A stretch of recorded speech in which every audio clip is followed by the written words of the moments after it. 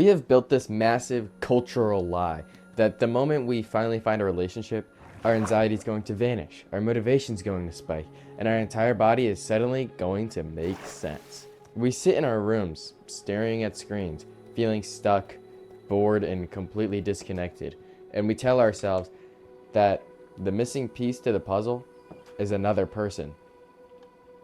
But the truth is much colder than that. If you are miserable on your own, you are going to be miserable with someone else.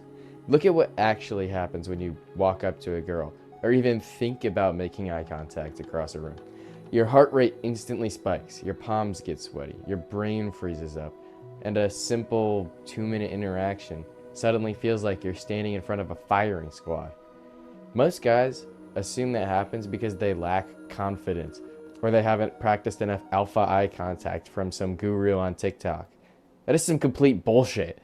You aren't nervous because you lack a game. You're nervous because you're treating a random human being like an exit strategy for your own boring life.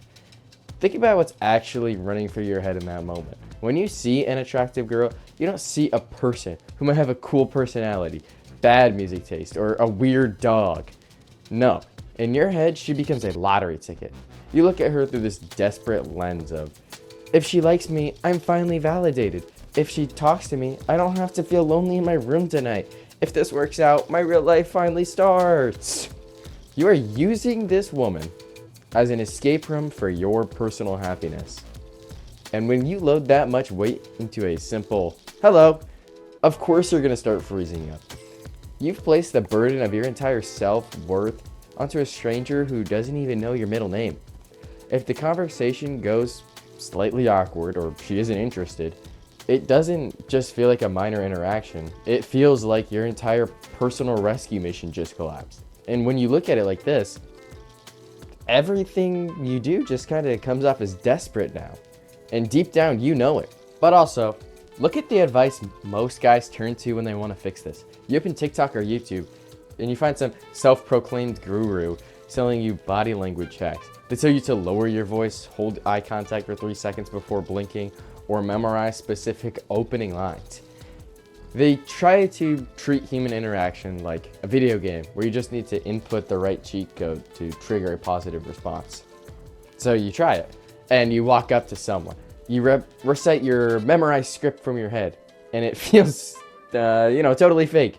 You stutter through it, and you walk away feeling 10 times than you did ever before. All that guru advice falls flat because you cannot fake genuine composure when your hidden motive is to get a stranger to validate your existence. Girls aren't stupid, unfortunately. They instantly feel when a guy is performing. They can tell when you're running a conversation like a job interview you desperately need to pass. The moment you put a girl on a pedestal, you automatically place yourself in the dirt underneath her. You turn her into this elevated, flawless creature who holds all the power in the room, while you sit there begging for a crumb of approval just so you can feel good about your week. Think about how ridiculous that actually is. She is literally just a human being. She wakes up with bad breath. She overthinks dumb things she said 3 years ago. She gets stressed about stupid stuff. She spends half her day scrolling on her phone in sweatpants. She isn't a prize, and she isn't a trophy for your personal scoreboard. When you strip away that illusion and start seeing people for who they actually are, the pressure dies off instantly. I really don't understand at all why people make talking to girls sound like it's an impossible skill that people are born with. Now, don't get me wrong, I'm not pretending I'm perfect. There are definitely girls I've talked to where I end up saying something weird or I get in my own head, and sometimes I walk away thinking, why the fuck did I say that? Everyone does that. That's normal.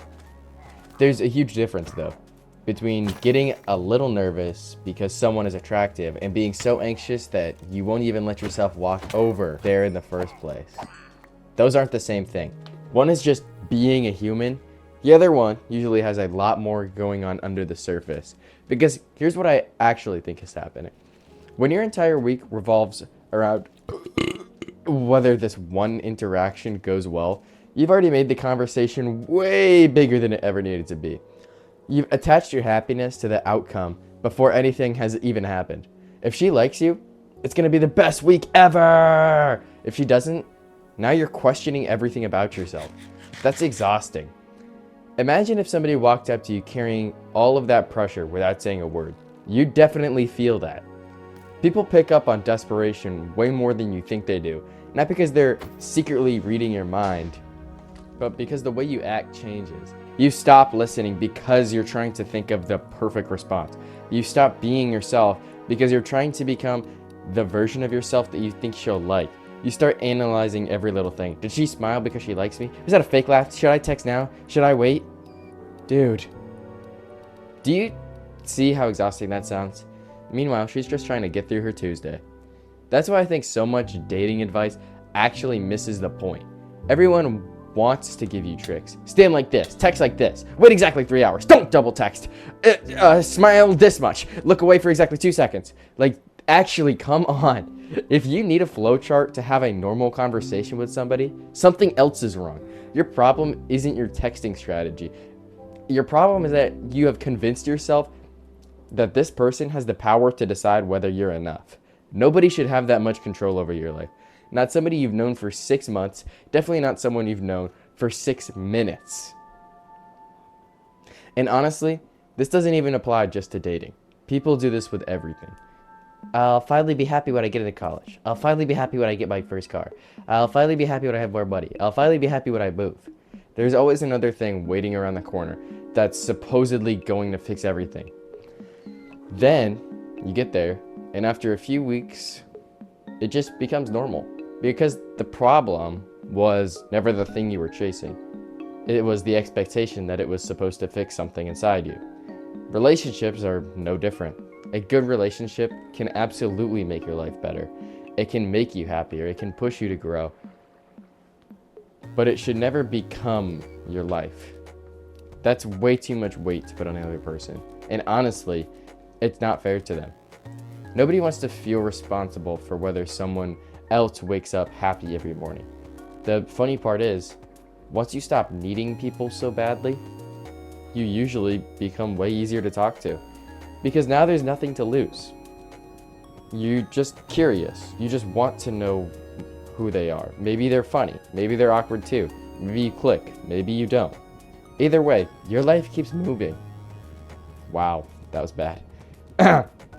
Either way, your life keeps moving. And I know that sounds almost too simple. People hear that and immediately think, okay, but how do I actually stop caring so much? You don't wake up one morning and magically stop caring. You build a life that doesn't leave you desperate for someone else to fill every empty space. You find hobbies you actually enjoy. You spend time with your friends. You go to the gym because you enjoy getting stronger, not because you're hoping somebody notices. You chase goals that matter to you. You become comfortable spending a Friday night by yourself every once in a while without feeling like your life is over.